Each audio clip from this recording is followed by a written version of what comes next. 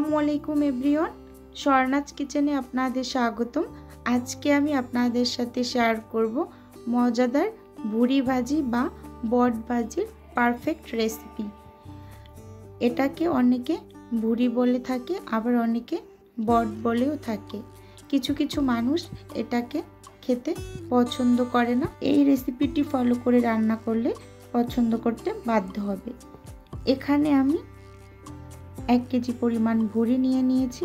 ভুড়িটাকে আগে থেকে আমি লবণ হলুদ দিয়ে সেদ্ধ করে নিয়েছি, এরকম ছোট ছোট করে কেটে নিয়েছি। আর এখানে বড় সাইজের একটা আলু এভাবে বটের মতো করে ছোট ছোট করে কেটে নিয়েছি। এখানে কিছুটা পরিমাণ পেঁয়াজ কাঁচামরিচ কুচি করে নিয়েছি। চুলোতে একটা প্যান বসিয়ে দিলাম।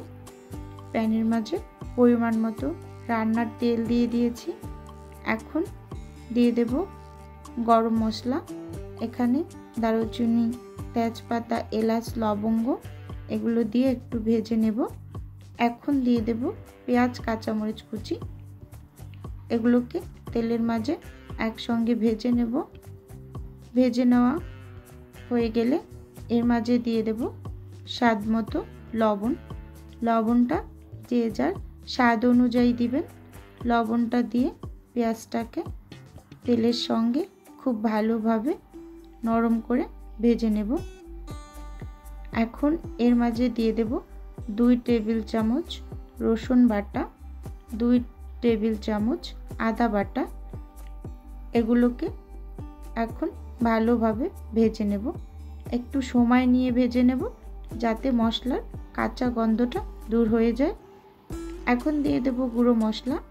দিয়ে দিলাম 2 টেবিল চামচ হলুদ গুঁড়ো, 1 টেবিল চামচ মরিচের গুঁড়ো, যেহেতু কাঁচা মরিচ ইউজ করেছি, আবার গরম মশলা ব্যবহার করা হবে তাই 1 টেবিল চামচ মরিচ গুঁড়ো দিয়েছি, 1 টেবিল চামচ ধনিয়া গুঁড়ো, আর দিয়ে দেব 1 টেবিল চামচ জিরা গুঁড়ো।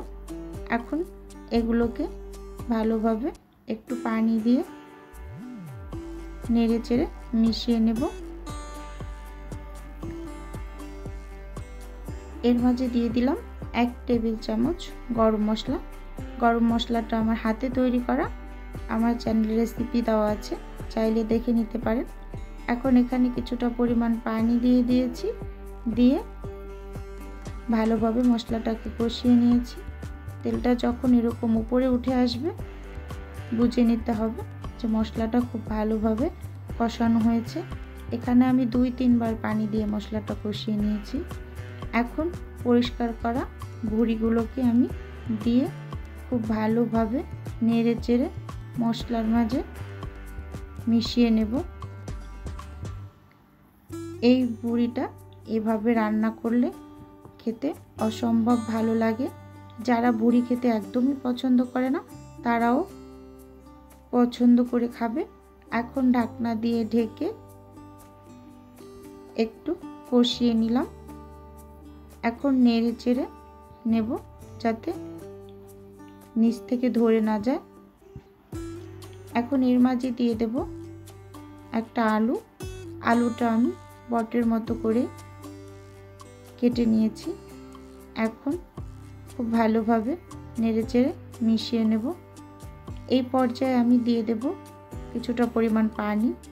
পানি দিয়ে আবার ঢাকনা দিয়ে ঢেকে এটাকে ভালোভাবে আবার একটু কষিয়ে নেব। এভাবে 3-4 বার করে আমি কষিয়ে নিয়েছি।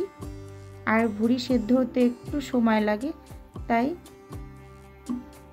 চুলার জালটা মিডিয়াম টু লো করে আস্তে আস্তে রান্নাটা করে নিতে হবে। এখন এখানে আমি পরিমাণ মতো ঝোলের পানি দিয়ে দিয়েছি। এই পানিতেই পুরো রান্নাটা শেষ করব, কিন্তু চুলার হিটটা মিডিয়াম টু লোতে থাকবে। আস্তে আস্তে ভুড়িটা সেদ্ধ হবে।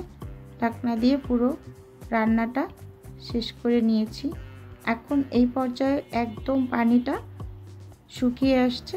এখন চুলা থেকে একটু নামিয়ে সাইডে রেখে চুলোতে একটা প্যান বসিয়ে দিয়েছি। এখানে আমি একটু পেঁয়াজ ভেজে নিয়েছিলাম, ওই প্যানটার ভিতরেই একটু তেল দিয়ে আর একটা রসুন নিয়েছি আমি, এটাকে কুচি করে কেটে নিয়েছি।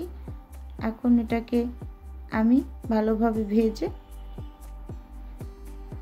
ভুঁড়িটাকে এটার ভিতরে বাগার দিয়ে নিলাম।